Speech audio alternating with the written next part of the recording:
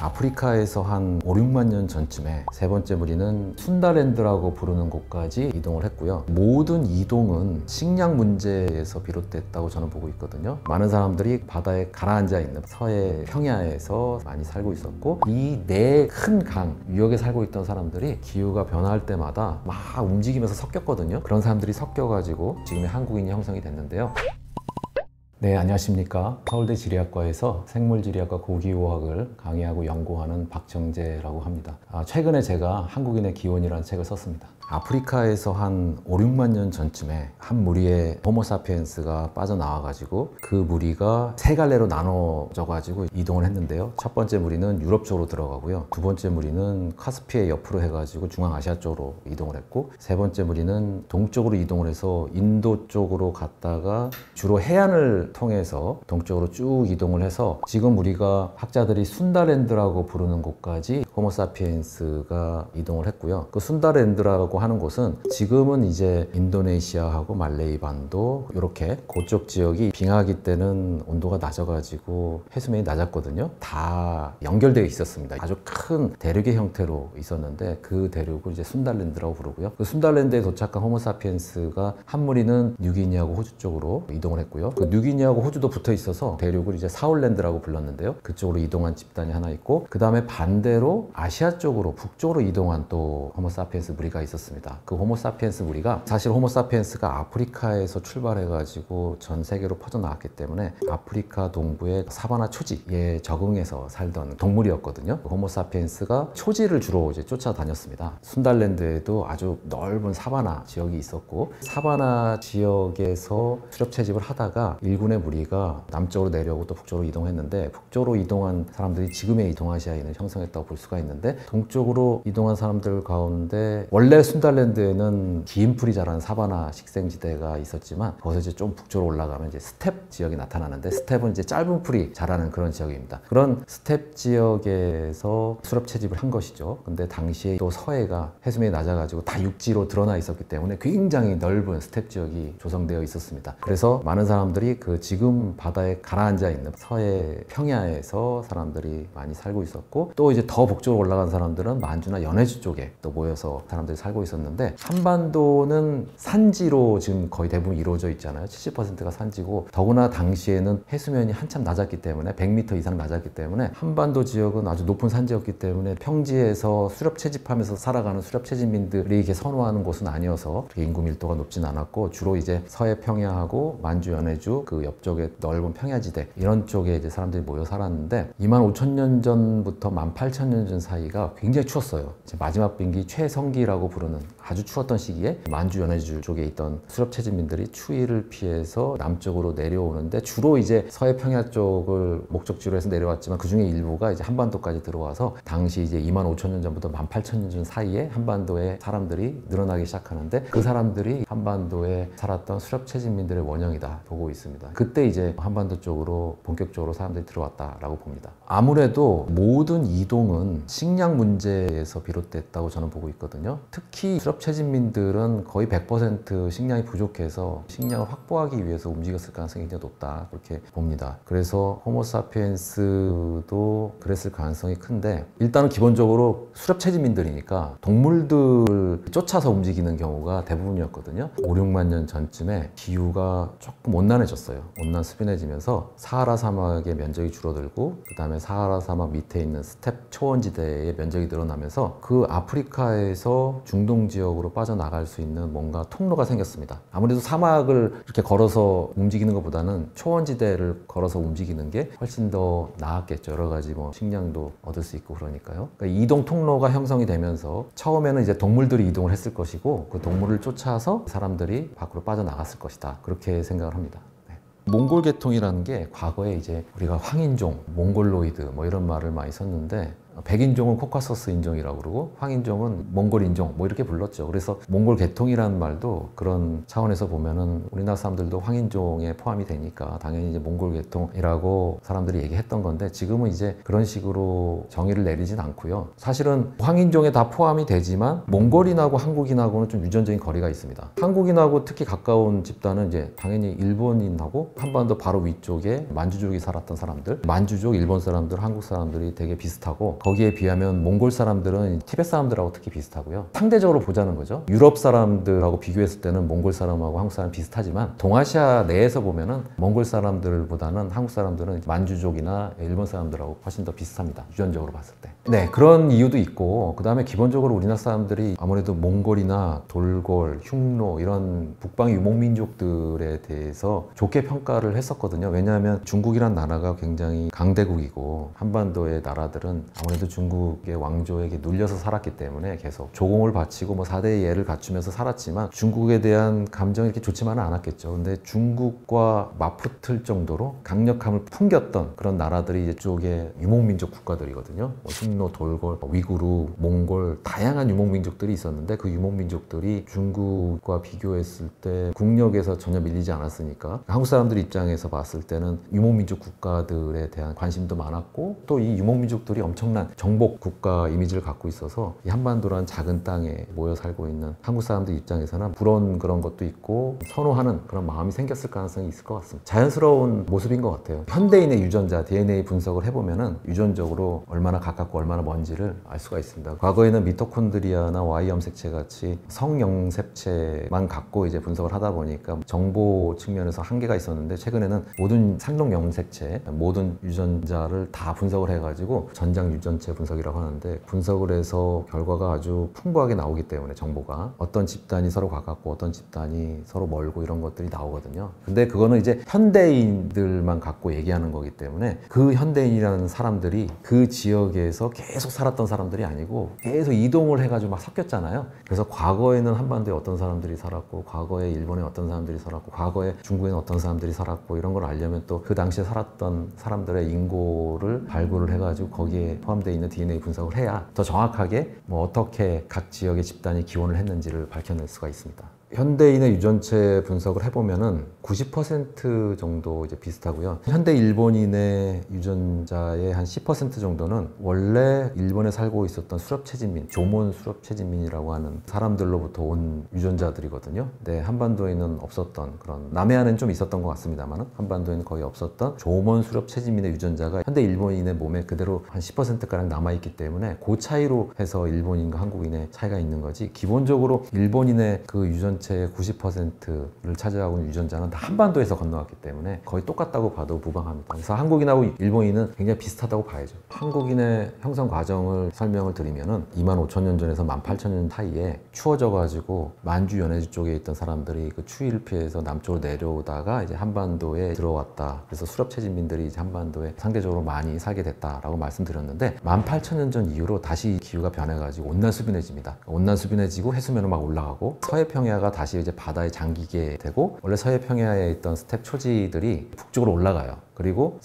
서해평야에서 바다로 잠긴 부분 말고 나머지 부분은 이제 나무들이 막 들어오기 시작합니다. 온난수변해지니까. 그러니까 이제 초지에서 사냥하고 어로 활동하면서 살아가던 수렵체지민들이 그 초지에 살던 동물들도 같이 올라갔겠죠. 동물들 쫓아서 북쪽으로 올라가게 되고 또 뭐 바닷물에 잠기기 시작하니까 어쩔 수 없이 또 쫓겨가지고 또 북쪽으로 이제 이동할 수밖에 없는 상황이 되고요. 그 수렵체진민에 대해서 조금 설명을 더 드려봐야 될 것 같은데 그 수렵체진민들이 이 서해평야를 선호했던 이유는 이 지역이 기본적으로 스텝 초원지대인데 황하나 양쯔강 같은 그런 큰 강들이 바다로 빠져나가기 위해서 흘러나가야 되는 거리가 이제 늘어났겠죠. 아무래도 서해평야가 다 무트로 드러났기 때문에. 근데 이제 경사가 급하지 않으니까 이 양쯔강이나 황하강 같은 큰 강들의 하류가 아주 굴곡을 심하게 그리면서 제주도 옆으로 해가지고 바다 쪽으로 빠져나가거든요. 강물이. 그러다 보니까 범람원이 굉장히 넓었고 범람원에 이제 많은 습지들이 분포하고 있었던 것이죠. 그 습지에서 어로 활동을 아주 활발하게 했습니다. 동물들 사냥도 사냥이지만 어로 활동이 더 중요한 식량 확보 방법이었다. 근데 한반도 같은 경우는 이 수렵체지민들은 사실은 온난수변해지면은 살기는 더 좋은 거잖아요. 그래서 적응할 수 있었는데 그 자리에 머무르면서 결국은 결정을 어떻게 내렸느냐. 수렵체지민들이니까 초지를 쫓아서 이제 간 것으로 보이고 특히 이제 문제가 뭐였냐면 서해평야에 살던 사람들이 이제 주축 수렵체지민 집단이었는데 이 사람들이 다 북쪽으로 올라가다 보니까 이 사람들 간의 그 네트워크가 끊어질 위험이 있는 있는 거죠. 네트워크가 어느 정도 유지가 돼야 그래야 이제 선진 문화도 큰 집단으로부터 전달받고 과정들이 상당히 이제 중요했는데 네트워크가 끊어질 가능성 그런 것들을 고려했을 때 우리도 같이 북쪽으로 올라가는 게 낫겠다 해서 이제 북쪽으로 올라가서 만주 연해주 쪽으로 다시 원래 있던 곳으로 올라갔던 것으로 보입니다. 그러면서 이제 인구가 감소하면서 한반도가 이제 거의 인구 밀도가 높지 않은 땅으로 변했고 그 이후에 8200년 전에 갑자기 온도가 떨어진 시기가 옵니다. 그 8200년 전에 온도가 떨어졌던 그 이유는 우리가 흔히 연렴순환이라고 하는 기후변화 메커니즘이 교란이 일어나서 그런 건데요. 그 연렴순환에 대해서 간단하게 좀 설명을 드려보면은 북대서양에서 해수의 흐름에 문제가 생기는 게 연렴순환의 교란입니다. 근데 이제 북대서양에서는 어떠한 해수의 흐름이 있냐면 표층 해수와 심층 해수가 서로 연결되면서 아주 장기간의 해수의 흐름이 유지가 되고 있는데 그 해수의 흐름에 교란이 생기면 갑자기 북대서양을 중심으로 해가지고 한랭기가 찾아오거든요. 그 과정을 한번 설명해 드려볼게요. 일단은 따뜻한 바닷물이 남대서양에서 북대서양으로 올라올 때 적도 지역을 통과하다 보니까 이제 증발이 많이 일어나게 됩니다. 그래서 바닷물의 염도가 높아져요. 남쪽에서부터 흘러온 바닷물이 고위도 도착하게 되면은 대기 온도가 크게 떨어지기 때문에 또 열을 많이 뺏기게 돼요. 그래서 바닷물이 염도는 높아지고 또 온도는 낮아지게 되니까 바닷물의 밀도가 높아져서 그 무거워진 물이 이제 아래로 가라앉거든요. 저희도 쪽에서부터 이동해가지고 고위도 쪽까지 흐르는 그 북대서양의 바닷물의 흐름을 우리가 멕시코 만류라고 얘기합니다. 왜냐하면 멕시코 만류부터 시작을 해가지고 아일랜드나 영국이나 이쪽까지 이동을 하거든요. 이 멕시코 만류가 굉장히 중요한 게 사실은 아일랜드나 영국 같은 곳이 한반도랑 비교했을 때 위도적으로 북쪽으로 10도 이상 높게 위치하고 있거든요. 그래서 기온이 한반도보다 훨씬 낮아야 될 것 같은데 이 바닷물을 통해서 계속 열 에너지를 받고 있기 때문에 실제 연평균 온도를 비교해 보면은 한반도 지역의 연평균 온도보다 아일랜드나 영국 지역의 연평균 기온이 조금 더 높습니다. 그러니까 바닷물이 계속적으로 열 에너지를 공급해 주고 있기 때문에 그런 것이죠. 그 교란이 왜 되느냐? 당시에 이제 여전히 이제 빙하가 어느 정도 남아 있었거든요. 그 빙하가 온도가 높아질 때 녹아서 북대서양 쪽으로 흘러 들어오는 그런 이벤트들이 있었던 것이죠. 그런 빙하 녹음물이 흘러서 이제 북대서양 쪽으로 내려올 때마다 염도가 이제 낮은 담수가 이제 북대서양 쪽으로 내려오는 거니까 염도가 높아서 가라앉아야 되는데 가라앉지를 못하고 남쪽에서부터 올라온 바닷물이 이제 표류를 하는 것이죠. 그러면서 열이 전달이 안 되는 겁니다. 북부 유럽 쪽으로. 그러면서 북부 유럽과 캐나다 동북부 지역을 중심으로 해가지고 막 이제 추워지면서 얼음이 커지기 시작해요. 그러면 이제 북대서양 북쪽에서부터 시작된 한랭기가 거기서만 이제 추웠던 게 아니고 시그널이 북반구 전역에 전달이 되면서 한반도도 8200년 전에 상당히 추웠던 시기가 도래를 했는데 그때 이제 그린란드 쪽 빙하 연구 결과를 보면은 한 20년 사이에 3.3도가 떨어질 정도로 갑작스럽게 온도가 강화했던 시기입니다. 그때가 8200년 전이고요. 그래서 한반도 쪽에도 8200년 전에 그러한 기후변화에 영향을 받아가지고 온도가 급격하게 떨어지고 그 결과 한반도의 식생 변화도 뚜렷하게 나타났고요. 저쪽 북쪽에 만주 연해주 쪽에 있던 그 아무르강 유역에 살고 있던 사람들도 8200년 전에 갑작스러운 추위를 버티지 못하고 그 사람들 자체가 사실은 추위에 적응돼 있던 그런 사람들이었는데도 불구하고 추위에 적응 못하고 남쪽으로 이제 내려오는데 그 사람들이 처음으로 한반도에 토기를 전달해 줍니다. 그래서 뭐 양쯔강 이남 지역이나 러시아 연해주나 일본 쪽에는 토기가 상당히 일찍 사용이 됐습니다. 양쯔강 이남은 거의 2만 년 전부터 토기가 사용이 됐고 일본 같은 경우도 한 16,000년 전부터 토기가 사용이 됐고요. 그 다음에 연해주도 16,000년 전부터 토기가 사용이 됐는데 한반도는 이제 조금 늦었죠. 그만큼 수렵채진민들이 이렇게 선호하는 곳이 아니었다라는 것을 알 수가 있고 8200년 전에 추워지다 보니까 연해주 쪽에 있던 사람들이 한반도 쪽으로 내려오면서 그때 처음으로 토기 문화를 전파를 합니다. 그게 이제 한반도의 수렵채진민들의 원형이라고 이제 볼 수가 있고요. 그 이후로 8000년 전부터 5000년 전 사이가 상대적으로 따뜻하고 수변했던 시기가 도래하는데 그 시기를 우리가 홀로세 기후 최적기라고 얘기를 합니다. 그때 최적기라고 부르는 이유는 그만큼 동물이나 식물이 살기 좋았던 시기, 먹을 것도 많고 강수량도 풍부하고 기온도 높고 해서 동물과 식물의 개체수가 막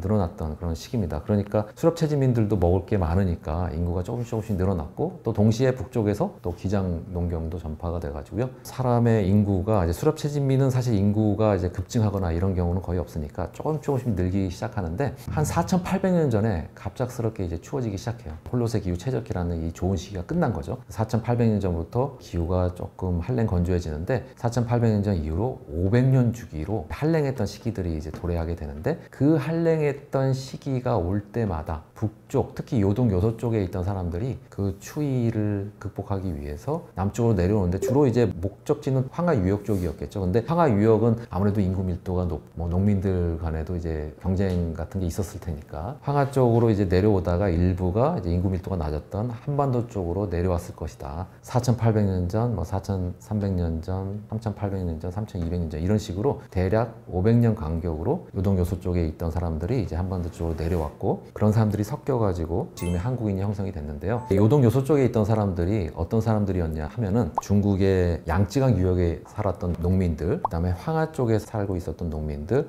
요하 쪽에 있었던 사람들, 그 다음에 아무르강 쪽에 있었던 사람들, 이 네 큰 강 유역에 살고 있던 사람들이 기후가 변화할 때마다 식량이 부족해지거나 이런 사회 변동이 있을 때마다 막 움직이면서 섞였거든요. 그 섞여 있는 상태의 사람들이 요동 요소 쪽에 있다가 여기서 또 기후가 변하면 그 중에 일부가 내려온 거죠. 한반도 쪽으로 식량이 부족해지니까 좀 더 목축이나 농경이나 생산 활동을 하기에 용이한 지역을 찾아서 이제 남쪽으로 내려온 것이죠. 추워질 때마다 남쪽으로 내려와서 한반도에서 기존에 있던 사람들하고 막 섞였고 그 중에 일부는 또 일본까지 건너가서 일본의 뭐 야요이 문화나 그 이후에 뭐 고혼 문화나 아스카 문화를 창출하는 데 도움을 줬다 이렇게 얘기할 수 있을 것 같습니다. 그래서 이제 4,800년 전 이후로 이제 500년 주기로 요동 요소 쪽에서 사람들이 내려왔는데 3,700년 전에서 3,200년 전 사이에 처음으로 이제 농경민들이 내려온 것으로 보입니다. 벼를 재배하는 농경민들이죠. 처음에 내려온 사람들은 밥벼를 갖고 이제 농사를 지었을 것 같고요. 근데 3,200년 전쯤에 요동 쪽의 집단이 이제 한반도 쪽으로 들어오는데 그 사람들은 수도작 벼농경을 했던 사람들인 것 같아요. 그 사람들이 아마도 3,200년 전에 동북아시아 전체에서 가뭄이 들었거든요. 그러니까 요소 쪽에서 가뭄을 피해서 요동 쪽으로 내려오고 요동 쪽에 있던 사람들이 그 갈등을 피해서 한반도 쪽으로 내려오다가 자리를 잡은 곳이 이제 금강 중하류 쪽인 것 같고 그 금강 중하류에서 송국리형 문화를 발전을 시킨 것으로 보입니다. 그래서 송국리형 문화가 우리나라 최초의 수도작 벼농경 문화라고 하는데 3,200년 전부터 수도작 벼농경 문화가 시작이 된 것으로 보이고 2,800년 전에 전성기를 갔는데 그때는 이제 기온이 꽤 높고 강수량도 많고 그랬던 좋은 시기였습니다. 2,800년 전쯤에 갑작스럽게 쇠락을 하게 돼요. 2,800년 전이 적도 서태평양의 바닷물 온도가 떨어지면서 동북아시아 전체에 또 가뭄이 들었던 그런 시기로 보여지거든요. 가물어지고 이제 조금 기온이 내려가고 그러니까 이제 송국령 문화인들은 벼농경을 짓던 사람들인데 당시에 뭐 물을 대고 벼를 키우는 그런 수도작 농경 기술이라는 게 굉장히 조악했기 때문에 기후가 조금만 변해도 아마 충격이 컸을 거라고 예상해 볼 수가 있는데 기후 변화에 적응하기가 어려우니까 식량 위기가 찾아오니까 이 사람들이 좀 더 농사를 짓기 좋은 곳을 찾아서 남쪽으로 내려오는데 그 중에 일부가 이제 전라도 쪽으로 가고요. 그 중에 또 다른 일부는 경상도 쪽으로 내려오는데요. 전라도 쪽으로 내려온 사람들은 이제 제주도까지 건너가고 경상도 쪽으로 내려온 사람들은 이제 일본까지 건너가서 야요이 문명을 만드는데 일조를 하게 되는 것 같고요. 2,800년 전에 대대적인 이동이 있었던 거는 아까도 말씀드렸다시피 한랭 건조화하는 그런 기후 변화의 흐름이 있었고 그 다음에 2,800년 전에서 2,300년 전까지 전반적으로 한랭 건조화하는 흐름이 아주 뚜렷했습니다. 특히 2,800년 전과 2,300년 전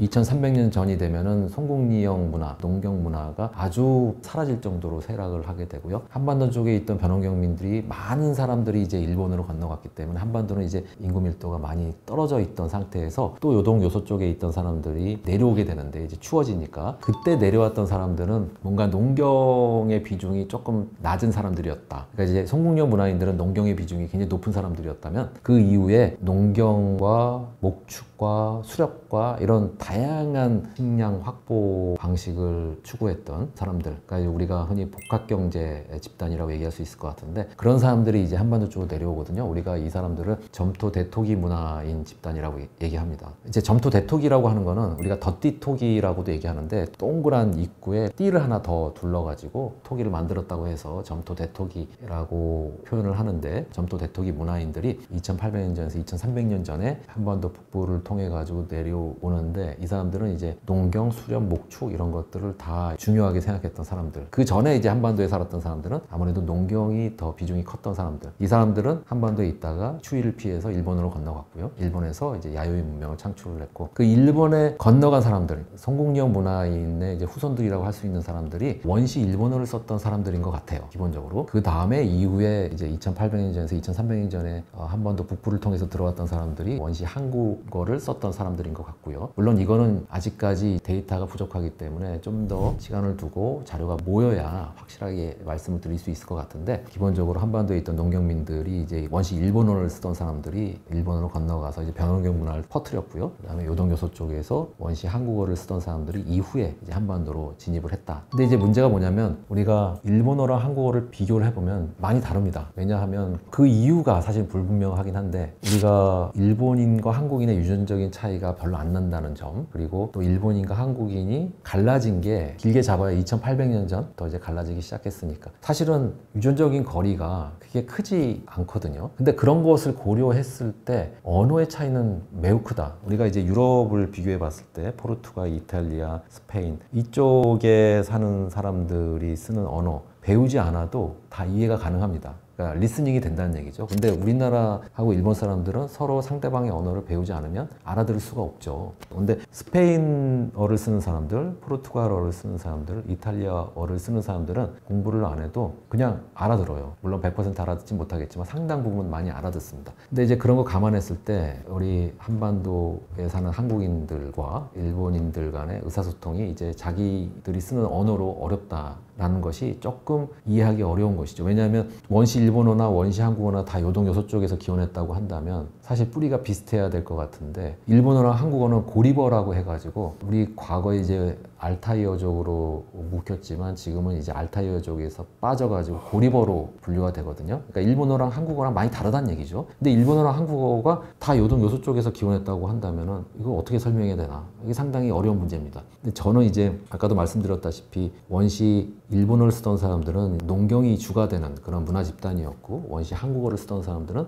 농경의 수렵의 목축의 다양한 그러니까 복합경제 기반의 그런 집단이었고 기본적으로 요동요소 쪽에서 출발했지만 아마 기반이 달랐던 문화가 달랐던 다른 집단이었을 가능성이 있다. 그렇다 보면은 언어가 조금 달랐을 것이고 그 다음에 이제 이후에 한반도에 있던 사람들이 일본으로 건너가고 그 다음에 요동요소 쪽에서 한반도로 들어오고 그렇게 갈라진 다음에는 이제 바다 때문에 서로의 교류가 어려우니까 바다가 장벽 역할을 해서 언어가 또 달라지는 그런 이유가 됐을 것이고 또 다른 거는 일본 같은 경우에는 수렵체진민들의 영향력이 한반도보다 컸던 것 같아요. 기존에 일본에 있던 수렵체진민들, 그러니까 조몬 수렵체진민들과 한반도에 있었던 수렵체진민들, 그러니까 주로 이제 연해주나 그 아무르강 유역에서 내려온 사람들이죠. 8200년 전부터 해가지고 추위를 피해서 내려왔던 사람들이 이제 한반도 쪽에 수렵체진민 집단을 형성하고 있었고 그다음에 일본에는 조몬 수렵체진민들이 그 집단을 형성하고 있었는데 한반도에 있던 수렵체진민들의 유전자는 뭐 기본적으로 아무르강 쪽에서 내려온 거기 때문에 사실 수렵체진민과 농경민들이 섞였을 때 어느 정도 비중으로 섞였는지도 사실 알 수 있는 방법은 없는 것 같습니다. 근데 조몬은 고 일본 쪽에서만 살고 있었던 사람들이기 때문에 유전자 분석을 해보면 뚜렷하게 이제 농경민 퍼센티지하고 수렵체진민 퍼센티지가 이제 구분이 되는데요. 2300년 전에 야요이 문화인의 그 인골, 일본에서 발굴된 인골의 DNA 분석을 해보니까 이게 거의 조몬하고 한반도에서 넘어간 농경민의 유전자가 거의 비중이 비슷해요. 50대 50입니다. 그러니까 수렵체진민과 농경민이 이렇게 섞였다라는 얘기죠. 그만큼 이제 수렵체진민의 세력이 꽤 컸다라고 이제 볼 수가 있고